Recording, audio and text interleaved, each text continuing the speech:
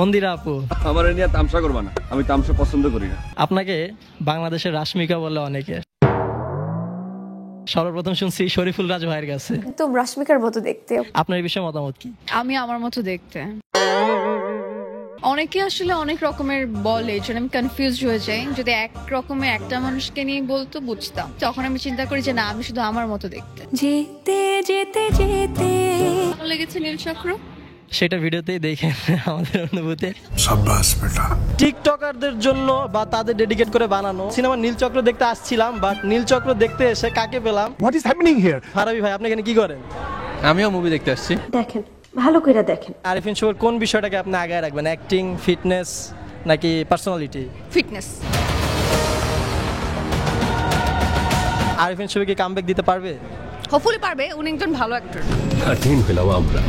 গিয়েছিলাম এবারের ঈদের অন্যতম আকর্ষণীয় সিনেমা নীলচক্র দেখতে, কিন্তু সিনেমা হলে ঢুকে দেখা হয়ে যায় বেশ কিছু পরিচিত কন্টেন্ট ক্রিয়েটরের সাথে। সবার সাথে একটু হাই হওয়ার কুশল বিনিময় করে এক ট্রে খাবার নিয়ে সোজা হলের ভিতরে ঢুকে যায় নীলচক্র সিনেমাটি উপভোগ করার জন্য। রিভিউ দিতে গেলে প্রথমেই কথা বলা লাগবে সিনেমাটার গল্প নিয়ে। দারুণ একটা গল্প, খুবই চমৎকার লেগেছে আমার কাছে। রিসেন্ট ইস্যু নিয়ে বানানো, ফেমের নেশা যে মানুষের জীবন ধ্বংস করে দেয় সেটা খুব সুন্দরভাবে পোর্ট্রে করা হয়েছে। মেয়েদের সচেতন হওয়া কতটা জরুরি এই সিনেমাটা দেখলে উপলব্ধি করতে পারবে। মেয়ের মৃত্যুতে বাবার শোকে নিথর হয়ে আছে। সিনেমাটার মধ্যে সাফায়েত ভাইয়ের একটা গান ছিল, গানটা কিন্তু আমার কাছে বেশ ভালো লাগে। অ্যাক্টিং এর কথা বলতে গেলে সর্বপ্রথম আমার কথা বলা লাগবে আরিফিন শুভ ভাইয়ের পারফরমেন্স নিয়ে। খুব দারুণ পারফরমেন্স ছিল তার, এত সুন্দর ডায়লগ ডেলিভারি, ন্যাচারাল অ্যাক্টিং সব মিলিয়ে জমে ক্ষীর। তাহলে তুই কিছু করছ নাই? সিনেমাটার বিজিএম গুলোও কিন্তু চমৎকার ছিল, ভালো লাগার মতো। সিনেমাটার দুর্বল দিক বলতে গেলে একটা দিকে আমি পাইছি, সেটা হচ্ছে নায়িকার ডায়লগ ডেলিভারি। ডায়লগ ডেলিভারিটা আরেকটু ভালো হলে জমে ক্ষীর হয়ে যেত। যেতে যেতে যেতে এই সিনেমাটিতে মূলত টিকটককে টুংটাং সাজানো হয়। চলেন এখন কিছু ক্রিয়েটরদের সাথে আমরা একটু টুংটাং করি। টুংটাং স্টার না না নীলচক্রের টুংটাং, না না না ইম্পসিবল। প্রিন্স খলিল। আপনি কি টুংটাং স্টার হতে চান? না না প্রিন্স খলিল না। रहने दो, बहुत बुरे लग रहे। तौबा तौबा तौबा, थारा मूड खराब कर दिया। আসসালামু আলাইকুম। আচ্ছা, আবির সবসময় আবির সাথে দেখা হইলে একটা প্রকৃত মুমিন টাইপের একটা ব্যবহার আমার সাথে করে। रुको जरा। প্রত্যেকবারই আবিরকে দেখি যে আমি আবির যখন আমার সাথে দেখা হয় ওর সাথে 8-10টা আপু মনিরা থাকে। হালার তো দেখি মায়ার পর মায়া কেস। বোন হয় আবির, 8-10টা বোন নিয়ে চলতে পছন্দ করে। 7 ভাই চম্পা থেকে আমরা 8 বোন আবির। সো এই যে টিকটকারদের নিয়ে একটা ছবি, তুমি যে এখন টিকটকার গেটআপে আসো, গজব বেজতি এটা গুলশানের ব্রাভো, তোমরা না অ্যাকচুয়ালি বুঝো না। আচ্ছা আমি চাই কমেন্ট বক্সে মানুষ জানাবে এটা কি গুলশান নাকি মেড ইন টিকটক। আমাদের সাথে আছে টুংটাং স্টার প্রিন্স খলিল। আচ্ছা, আপনার টুংটাংটা কি ঠিক আছে?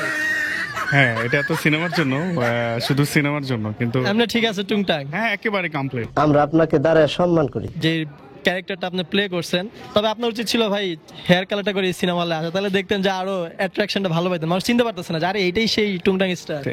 আমার সার্থকতা এখানেই যে কিন্তু চিনতে পারতেছে না যে, বাট চুলের কালারটা থাকলে কিন্তু সবাই বুঝতে পারতেছে না এই সেই বান্দা। তো এটাই। হ্যাঁ,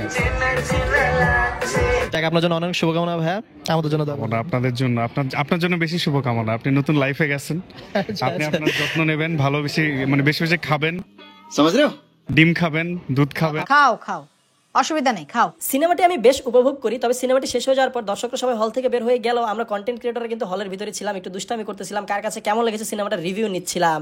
এই টুংটাং স্টার সোহেল। হঠাৎ করে আমরা খবর পাই যে সিনেমা হলের মধ্যে নীলচক্র সিনেমার আর্টিস্টরা আসছে। তখনই সবাই দৌড়ে চলে আসি লবিতে আর্টিস্টদের সাথে দেখা করার জন্য। কিছুদিন আগে আপনাকে নিয়ে একটা আলোচনা হয়, আপনি একটা ইন্টারভিউতে বলছিলেন ঘুমের শিডিউল নিয়ে। সো যখন শুট করেন, আপনার শুটের শিডিউল থাকে, তখন কি ঘুমের শিডিউল এরকম থাকে? শুট থাকলে আমার ভোর 5টায় উঠতে হয়, আমার ভোর 4টায় উঠতে হয়, এবং এটা প্রতিদিন মাসখানিকও হয়। কেউ কখনো বলতে পারবে না মন্দিরা লেট করেছে, এরকম কোনো এক্সপিরিয়েন্স নেই আমার জীবনে, ঘটেনি। Very good. আমার ব্যক্তি জীবনে আমি মন্দিরে আমার বাসায় থাকি, তখন আমার কোনো টাইমিং মেনটেন করা হয় না, কারণ ওটা আমার লাইফ, মাই চয়েস। শুভ ভাইয়ের সাথে কাজ করে বিশেষ করে বলবো তার থেকে আমি অনেক কিছু শিখেছি, কারণ তার তো অনেক বছর একটা কেরিয়ার আছে, তো আমাকে সে ভীষণ হেল্প করেছে এবং অনেক কিছু তার থেকে আমি শিখতে পেরেছি, কিভাবে ডায়লগ দিতে হয়, কখন একটু মানে কিভাবে কোন স্বরে, তো সব কিছু সে আমাকে হেল্প করেছে। আমি এটা এক্সপেক্ট করিনি, কারণ উনি অনেক সিনিয়র এই জন্য নাকি? এক্স্যাক্টলি, যে সবাই যে হেল্প করবে এটা তো আমি এটা ভেবে নেব কেন? আমরা অনেক কোঅপারেটিভ ছিল আমাদের শুভ ভাই। এক্স্যাক্টলি, প্রচুর। আমি একটা জিনিসে বিশ্বাস করি যে ট্রাই অ্যান্ড ডাই ট্রাইং। আপনার থেকে আমি এক কথায় রিভিউ শুনতে চাই নীল চক্রের। এক কথায় বলবো কিভাবে? মানে শর্টকাটে বলবেন। আচ্ছা ঠিক আছে, মানে মুভিটা যেভাবে আগাচ্ছিল আমার অনেক হাই এক্সপেকটেশন ছিল, মানে পুরো মুভিটা ওভারঅল সবকিছু ভালো ছিল এবং এই মুভিটা ইয়ং জেনারেশনদেরকে নিয়ে ফার্স্টে কিন্তু লাগছিল যে এটা কোনো প্রেম কাহিনী টাইপ কিছু, বাট পরে বুঝতে পারলাম এটা একটা ভালো ক্রাইম থ্রিলার টাইপ একটা মুভি। অ্যান্ড লাস্টে এন্ডিংটা আমার কাছে একটু ডিসঅ্যাপয়েন্টেড লেগেছে, আর একটু যদি এন্ডিংটা টানা যেত তাহলে আই গেস বেশি বেটার হতো। বাট ওভারঅল মানে যে হলো ক্রাইম করছে তার ইয়া হয়েছে। গল্প আর বললেন না, আমি তো গল্প বলে দিচ্ছি। আপনার মিস্টেক হয়েছে। এই যে আপনি সিনেমাটা তৈরি করলেন, এটার একটা গুড এক্সপিরিয়েন্স একটা ব্যাড এক্সপিরিয়েন্স জানাবেন। গুড এক্সপিরিয়েন্স হচ্ছে সিনেমাটাকে সফলভাবে নির্মাণ করে দর্শকের কাছে পৌঁছে দিয়ে যেই ফিডব্যাক পাচ্ছি এর থেকে গুড আর হইতে পারে। ব্যাড এক্সপিরিয়েন্স বলতে আসলে তো আমি কিছুই না, আমাকে সবাই ভালোবাসি।